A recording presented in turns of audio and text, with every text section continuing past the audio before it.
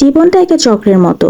ঘুরতে ঘুরতে কখন যে আপনাকে আগের জায়গায় পৌঁছে দিবে, আপনি সেটা টেরই পাবেন না। জান বাচ্চাকে যত বড় করছি, তত মনে হচ্ছে আমি আমার আগের জায়গাগুলোতে ফিরে যাচ্ছি। ওর সময়গুলো যেভাবেই যাচ্ছে না কেন, আমি কিন্তু ওর জায়গায় আমার নিজেকে দাঁড় করাতে পারছি। কেন বললাম এই কথাটা? কারণ আগে যখন আমাদের স্কুলে এক্সামস হতো, এক্সাম শেষ হওয়ার পরে কিন্তু আমরা অনেক বেশি এক্সাইটেড থাকতাম যে এক্সাম তো শেষ, এখন কি করা যায়, ছুটির সময়গুলো কিভাবে কাটানো যায়, কোথায় ঘুরতে যাওয়া যায়। আর এখন কিন্তু জান বাচ্চাও ঠিক সেই কাজটাই করছে। ওর এক্সাম শেষ হওয়ার পরে আমাকে জিজ্ঞেস করে বসলো, মা আমার তো এক্সাম শেষ হয়ে গেছে, এখন আমরা কি করব, কোথায় ঘুরতে যাব। পরে জান বাচ্চাই আমাকে বললো যে এক কাজ করি, আমরা নানুর বাসায় যেয়ে বেরিয়ে আসি। আর যখন এই কথাটা বললো, আমিও কিন্তু আমার আগের স্মৃতিতে চলে গেলাম।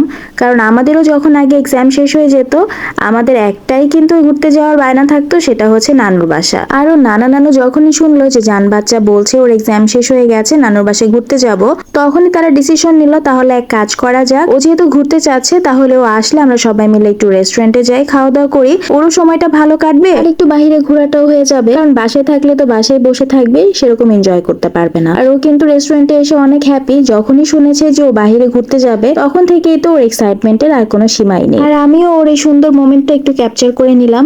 অনেক পেশেন্স সহকারে সে দাঁড়িয়েছিল, কারণ ছবি তুলতে হলে তো একটু পেশেন্স রাখতেই হয়, তাই না? তারপর এই যে ওর মামা খালা সবার সাথে খুনসুটিতে ব্যস্ত, সেই সাথে ওর গল্পের ঝুড়ি তো আছেই। সবাইকে এমন ভাবে মাতিয়ে রেখেছিল যেন ও একাই 100। আর খাবার অর্ডার করার পর কিন্তু বেশ খানিকটা সময় লেগেছে খাবার আসতে। আর ওই সময়টা কিন্তু জান বাচ্চা আমাদেরকে একদমই বোর হতে দেয়নি, কারণ ওর এই দুষ্টু মিষ্টি কথা শুনতে শুনতেই কিন্তু আমাদের সময়টা চলেই গিয়েছে। তার সাথে মজার মজার খাবার উপভোগ করেছি। আর এই রেস্টুরেন্টে কিন্তু আমরা কয়েকদিন আগে এসেছিলাম। ওদের খাবারের মান আমি তখনই বলেছি আমার কাছে বেশ ভালো লেগেছে। আর শুধু আমার কাছে ভালো লাগেনি, জান বাচ্চার কাছেও কিন্তু বেশ ভালো লেগেছে। আর আজকে আসার পরই সে কিন্তু ফিশ ফিঙ্গার অর্ডার করেছিল।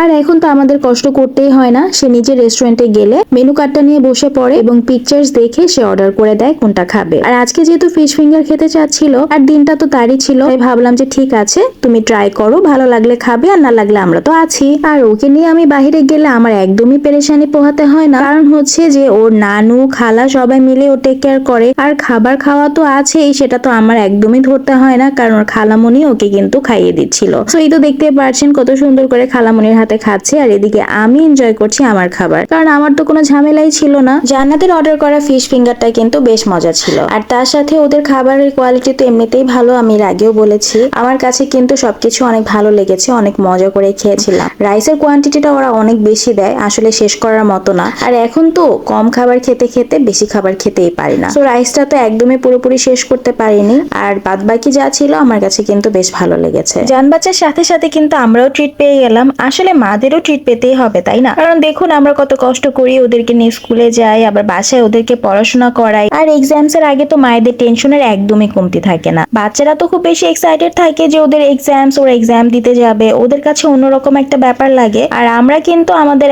একদম টেনশনের ঝুড়ি নিয়ে বসে পড়ি যে কি হবে, ওরা কি সব পারবে কিনা। পরীক্ষার হলে যখন ঢুকে তখনও টেনশন কাজ করতেই থাকে, ঠিক মতো লিখলো কিনা, বের হওয়া মাত্রই এবার জিজ্ঞেস করি সবকিছু ঠিকঠাক দিয়েছো কিনা। তো যাই হোক সেই কথা। আর এই তো খাওয়া দাওয়া করার পরে আমার জন্য আমার ফেভারিট কফি এবং জান বাচ্চার জন্য জান বাচ্চার ফেভারিট মিল্কশেক অর্ডার করা হয়েছে। কফিটা আমার এতই ফেভারিট যে জান বাচ্চা কিন্তু এখন যখনই শুনে যে আমরা বাইরে কোথাও যাব, কিন্তু আগে থেকেই সিলেক্ট করে রাখে যে মাম্মি তোমার জন্য কিন্তু খাবার খাওয়ার পরে আবার কফি অর্ডার করে দিও, কারণ তুমি তো কফি অনেক পছন্দ করো। মেয়ে কিন্তু বড় হয়ে যাচ্ছে, আর মা বাবা কি পছন্দ করে সেটারও কিন্তু খেয়াল রাখে। তো কফিটা এনজয় করলাম, কফিটা বেশ ভালো লেগেছে আমার কাছে। আর জান বাচ্চা তো ওর পছন্দের মিল্কশেকটা এনজয় করলো, সেটাও কিন্তু খুব মজা ছিল। তারপর এই যে আমরা তিনজন মিলে রিক্সায় উঠে গেলাম বাসার উদ্দেশ্যে। আর জান বাচ্চার ফেস দেখেই বুঝতে পারছেন ও আজকে কতটা হ্যাপি। এভাবে হাসি খুশি থাকুক সবসময় দোয়া করি, আর ওর মাধ্যমে কিন্তু আমিও আমার আগের স্মৃতিগুলোতে আবার ফিরে যেতে পারি, তাই না?